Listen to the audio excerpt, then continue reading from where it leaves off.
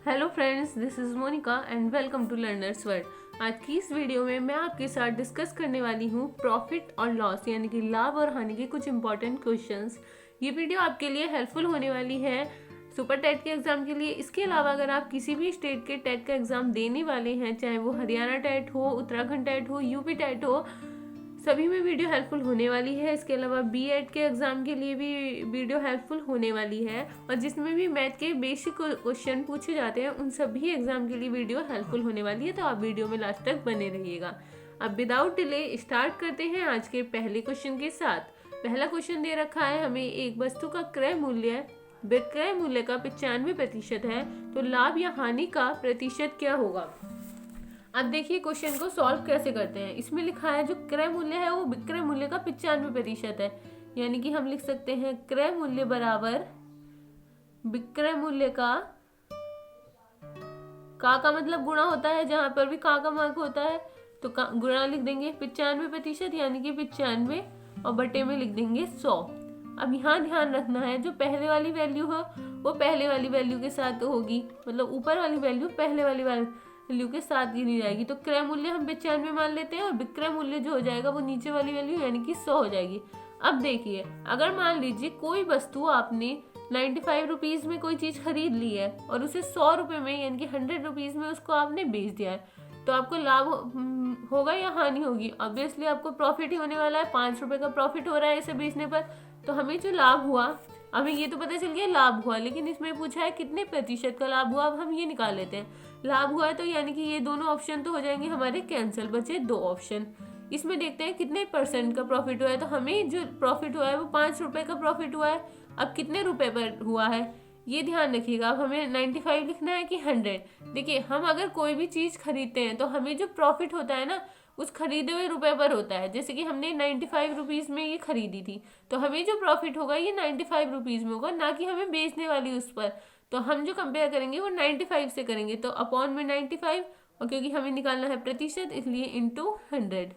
अब हम इसे काट लेंगे, 5 से डिवाइड करेंगे तो 5 से कटेगा एक बार 5 और बचा 45, 5 9 45, 19/100। 19/100 की वैल्यू जो निकल के आएगी, हम यहाँ से इसको डिवाइड करेंगे तो हमारी वैल्यू आएगी 5.55%।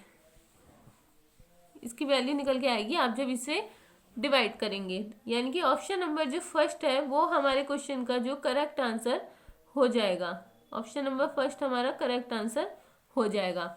अब बढ़ते हैं अगले क्वेश्चन की तरफ। क्वेश्चन में दिया है किसी वस्तु को 742 रुपए में बेचने पर उतनी ही हानि होती है जितना कि 958 रुपए में बेचने पर लाभ हुआ होता, तो वस्तु का क्रय मूल्य ज्ञात कीजिए। कहने का मतलब है कि उसने उस वस्तु को अगर 742 में बेचता है तो उसे उतनी ही हानि होती है जितना कि 958 रुपए में बेचने पर लाभ। इसका मतलब ये है कि अगर एक आपको एग्जाम्पल के तौर पर दिखाती हूँ। मान लीजिए हमने 100 रुपये 10 रुपए में कोई चीज खरीदी, छोटी वैल्यू ले लेते हैं। अब इसे मान लीजिए मैं कह रही हूँ कि 5 रुपए में बेचने पर उतनी ही हानि हुई जितना कि 15 रुपए में बेचने पर लाभ होता।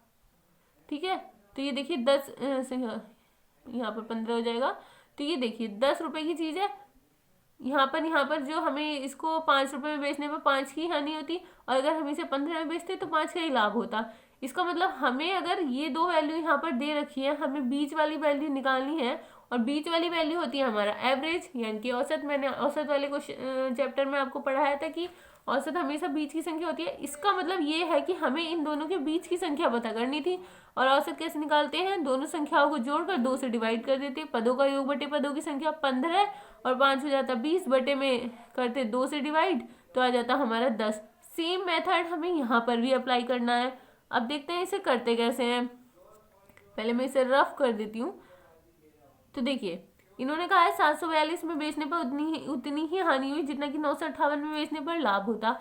इसका मतलब हमें इसका एवरेज निकालना है, तो हमें बीच वाली संख्या पता चल जाएगी जो वस्तु का क्रय मूल्य थी। तो हम लिख देंगे 742 बटे, अब हमने इन्हें जोड़ा क्यों, क्योंकि हमें निकालना है औसत, और औसत होता है पदों का योग बटे पदों की संख्या। टोटल 2 पद दे रखे हैं, एक ये है और एक ये है, तो इसलिए बटे में 2। अब इन दोनों को जब हम जोड़ लेंगे तो हमारा आ जाएगा 1700, और अपॉन में हमारा 2 है ही। अब 2 से इसे डिवाइड करेंगे, 2 से कटेगा 8 बार, बचेगा यहाँ पर 10, और 0 का 0 ऐसे ही, यानी कि 850 रुपये जो आ गया वो वस्तु का क्रय मूल्य आ गया है। यानी कि ऑप्शन नंबर थर्ड इसका करेक्ट आंसर हो जाएगा। आई होप आपको समझ में आ गया होगा। अब बढ़ते हैं अपने अगले क्वेश्चन की तरफ। क्वेश्चन में आपको दिया है 20 वस्तुओं का क्रय मूल्य 16 वस्तुओं के विक्रय मूल्य के बराबर है, तो लाभ या हानि का प्रतिशत ज्ञात कीजिए। सेम मेथड अपनाना है। 20 का क्रय मूल्य क्या दे रखा है, बराबर है किसके, 16 वस्तुओं के विक्रय मूल्य के। ठीक है, तो हम क्या लिखेंगे, इधर वाली जो वैल्यू है 20 रुपये जो कि क्रय मूल्य है, हम इसे क्रय मूल्य बटे में विक्रय मूल्य अगर करके लिख दें तो क्रय मूल्य बटे में विक्रय मूल्य। ठीक है, तो हम इसको कैसे लिखेंगे, क्रय मूल्य जो है वो इधर वाली वैल्यू आ जाएगी और विक्रय मूल्य आ जाएगी ये वाली वैल्यू। यानी कि हमने उस चीज को 16 रुपये में खरीदा था और बेच कितने में दिया, बेच दिया हमने 20 रुपये में। पूछा है लाभ या हानि का प्रतिशत क्या होगा।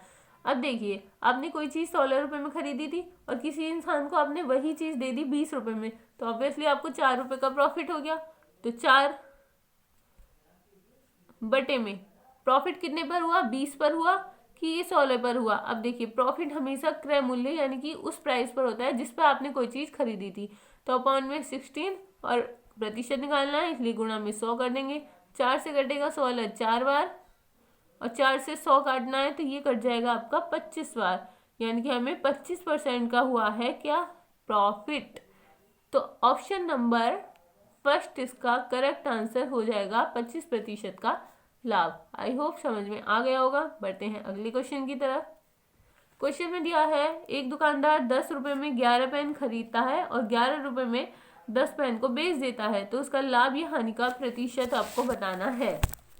अब देखिए, इसमें एक चीज याद रखनी है कि हमें जो है पहले खरीदना है उसके बाद ही बेचना है। देखिए, अगर आपने कोई चीज खरीदी नहीं है तो आप उसे बेच ही कैसे सकते हैं, पहले आपके पास वो चीज होनी चाहिए। यानी कि पहले हम खरीदेंगे उसके बाद में हम उस चीज को बेच देंगे ताकि हमें हो जाए प्रॉफिट या लॉस जो भी होना है वो।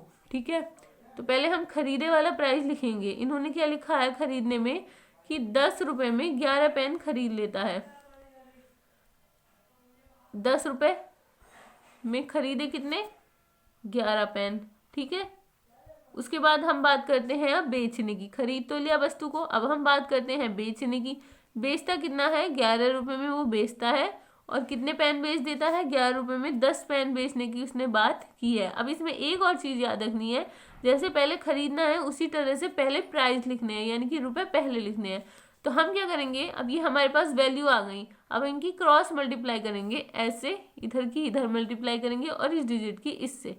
तो हमारा जो खरीदा वाला प्राइस निकल के आएगा वो क्या निकल के आएगा, खरीदने वाला जो प्राइस आ गया हमारा वो आ गया 10 × 10 यानी कि 100 रुपीज़। यानी कि हमने 100 रुपये में वो चीज़ खरीद ली। अब बात करते हैं बेचने की।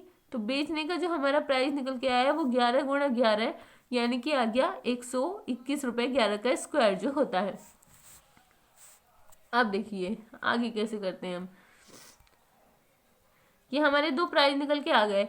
अब देखिए, अगर आपने कोई चीज़ 100 रुपये में खरीद ली है और 100 रुपये में खरीदने के बाद आपने उस चीज़ को बेच दिया है 121 रुपये में, तो आपको फ़ायदा हुआ है, कितना हुआ है, 100 रुपये में आप कितने जितने भी रुपए एक्स्ट्रा हैं उतने का ही फ़ायदा होगा, यानी कि 21% का। 21 रुपये का हुआ है यहाँ पर फ़ायदा, यानी कि 100 रुपये में जितने भी रुपए होते हैं वो उतने ही परसेंट होते हैं, यानी कि 21% का आपको हो गया है प्रॉफिट। तो ऑप्शन नंबर 4 जो होगा वो इसका करेक्ट आंसर हो जाएगा। अब बढ़ते हैं अगले क्वेश्चन की तरफ। क्वेश्चन में हमें दिया है किसी वस्तु को 5% की हानि पर बेचा गया, अगर इसे 5% के लाभ पर बेचा गया होता तो 80 रुपये ज़्यादा मिलते। वस्तु का विक्रय मूल्य बताना है। मान लीजिए हमारी एक 100 रुपये की चीज़ थी, ठीक है, हमने अपने मन से मान लिया।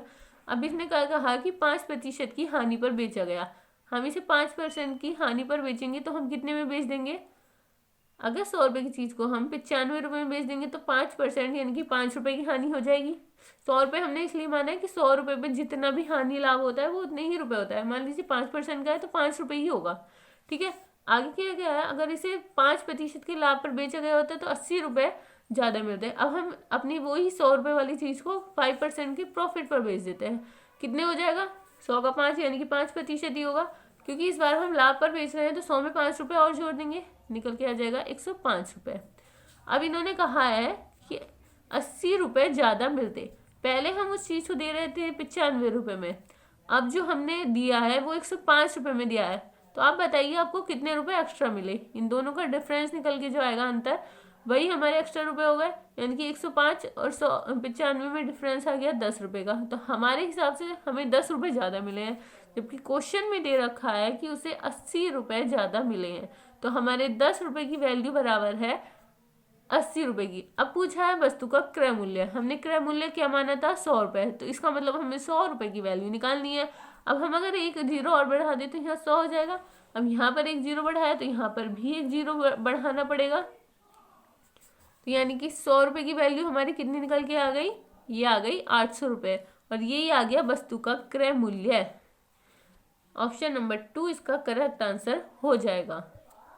अब बढ़ते हैं अगले क्वेश्चन की तरफ। दिया है किसी वस्तु को 8000 रुपये में खरीदा गया, तो इसे कितने रुपए में बेचा जाए कि 20% का प्रॉफिट हो जाए। अब इसे करने के 2 मेथड हैं, पहले आपको पहला मेथड बता देती हूँ, उसके बाद दूसरा बताऊंगी। देखिए क्या लिखा है, 8000 रुपये में हमने कोई चीज़ खरीद ली, ठीक है। अब इसे कितने रुपए में बेचा जाए कि 20% का लाभ हो, तो हम क्या करेंगे, 8000 का 20% निकाल लेंगे। 8000 का 20% गुणा 20 कर देंगे बटे में 100, ये इसका 20% निकल के आ जाएगा। 2 जीरो से हमारे 2 जीरो कट हो जाएंगे, 8 से 2 की मल्टीप्लाई करेंगे तो 16, और बचे में जीरो कितने बचे, 1 2, यानी कि 1600 रुपये 8000 का 20% है। अब लाभ हुआ है तो इसमें 1600 रुपये और जोड़ देंगे, यानी कि 8000 में हम जोड़ेंगे 1600 रुपये, तो हमारा जो निकल के आएगा प्राइस 006 और 9, 9600 रुपये निकल के आ गए, और ये है हमारा 20% करेक्ट आंसर हो जाएगा। अब देखते हैं दूसरा मेथड क्या है इसी क्वेश्चन को करने का।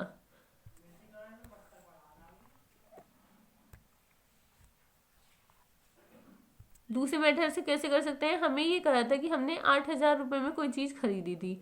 अब इसमें लिखा है कितने रुपए में बेचेंगे, 20% का प्रॉफिट हो, तो हम 20% ऐसे भी तो निकाल सकते हैं।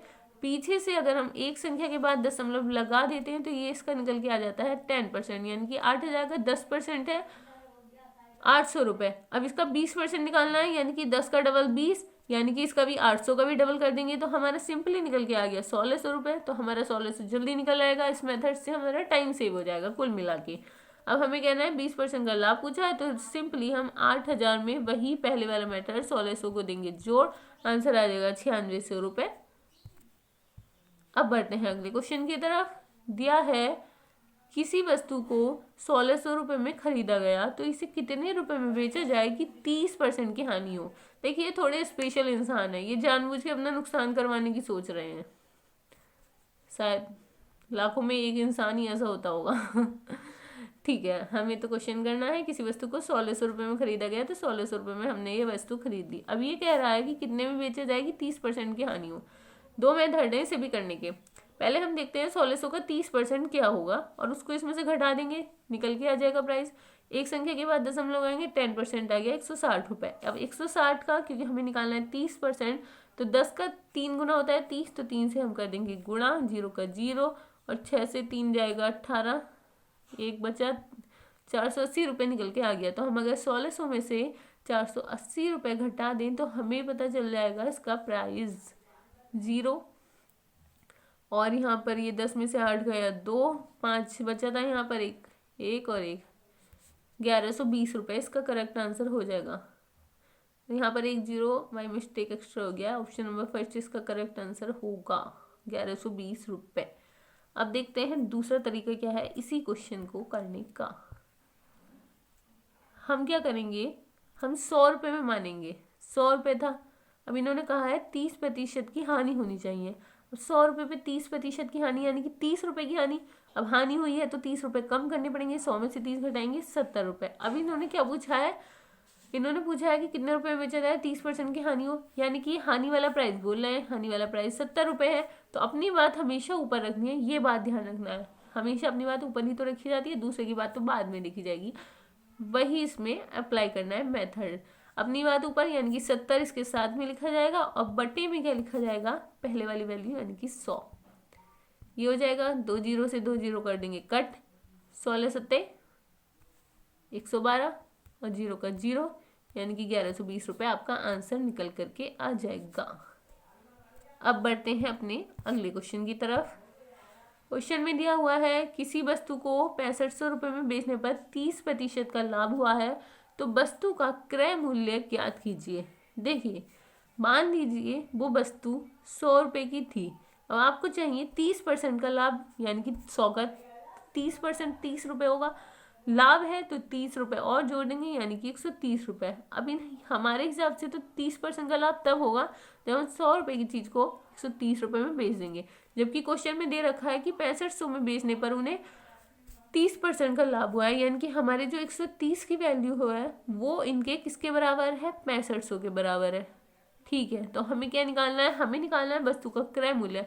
हमारे हिसाब से क्रय मूल्य था 100, तो हमें 100 की वैल्यू निकालनी है। तो अगर 130% बराबर है हमारा 6500 के, तो एक की वैल्यू क्या आ गई, एक की वैल्यू आ गई 6500 और बटे में 130। हमें निकालनी कितने की वैल्यू है, 100 की वैल्यू निकालनी है, क्योंकि हमने क्रय मूल्य 100 माना था, तो गुणा में कर देंगे 100। अब ये 1 जीरो से 1 जीरो हो जाएगा कट, 13 पंजे 65, 5 बार जाएगा, जीरो का जीरो, और 50 को अगर 100 से मल्टीप्लाई करेंगे तो 50 और 2 जीरो और लगा देंगे, यानी कि 5000 रुपये इसका करेक्ट आंसर हो जाएगा। अब बढ़ते हैं आज के अगले क्वेश्चन की तरफ। इसके साथ आपको कह देना चाहती हूँ कि अगर आपको वीडियो पसंद आ रही हो तो इसे शेयर और लाइक ज़रूर कर दें, कम से कम एक फ्रेंड के साथ तो शेयर कर ही दें, आपका बहुत आभारी होंगे हम। और वीडियो कैसी लगी कमेंट सेक्शन में लिखकर जरूर बताइएगा। आज का आखिरी क्वेश्चन है 30% और 20% के क्रमिक समतुल्य बट्टा क्या होगा। यानी कि कोई वस्तु है जिस पर पहले उसने दुकानदार ने 30% का आपको डिस्काउंट दे दिया है, बाद में दुकानदार ज़्यादा ही मेहरबान हुआ, उसने 20% का डिस्काउंट और दे दिया। अब वो कह रहा है कि समतुल्य बट्टा यानी कि टोटल उसने कितना डिस्काउंट दे दिया है, आपको ये बताना है। अब देख ली, मान लीजिए कोई चीज़ 100 रुपये की थी, दुकानदार ने कहा पहले उसको 30% के डिस्काउंट पर देता है। अब 100 रुपये पे 30% यानी कि 30 रुपये का डिस्काउंट हो गया, कितना निकल के आया, 100 में से 30 घटा देंगे तो आ जाएगा हमारा 70 रुपये। अब क्या हुआ, दुकानदार ने 20% का एक और डिस्काउंट दे दिया है, यानी कि 70 का 20% कितना निकल के आएगा, एक संख्या के बाद दशमलव लगा देंगे तो 10% आ गया, यानी कि 7 रुपये। हमें निकालना है 20%, यानी कि 7 का डबल 14 रुपये हो जाएगा। 70 में से हम देंगे 14 को घटा, यहाँ पे 10 में से 6 गई, यहाँ पर 4 और ये आ जाएगा 56, यानी कि टोटल 56 रुपये। अब ये 56 रुपये आपका आंसर बिल्कुल नहीं होगा, क्यों, क्योंकि 56 रुपये तो वो है जिसमें वो चीज़ बेची गई है फाइनली इतना डिस्काउंट देने के बाद, लेकिन उसने वो बेचने वाला प्राइस नहीं पूछा है, उसने आपसे पूछा है कि एकल बट्टा कितना था। कोई चीज़ 100 रुपये की थी और आपको 56 रुपये में दे दी गई है, तो आपको कितना डिस्काउंट दिया है ये पूछा है, तो इसमें से ये हम घटा देंगे, हमें पता चल जाएगा हमारा डिस्काउंट। यहाँ पर 4 और ये आ जाएगा आपका 4, यानी कि टोटल 44 रुपये का उस पर दिया गया था डिस्काउंट, यानी कि ऑप्शन नंबर 1 इसका करेक्ट आंसर हो जाएगा। तो आज के लिए इतना ही। वीडियो पसंद आई हो तो लाइक शेयर सब्सक्राइब करना ना भूलें। Thank you so much for watching the video. इसके साथ ही इस वीडियो का पार्ट 2 में इससे थोड़े से टफ लेवल के क्वेश्चंस डिस्कस करूंगी, तो आप उसको भी देखना मत भूलिएगा, लिंक आपको डिस्क्रिप्शन में मिल जाएगी।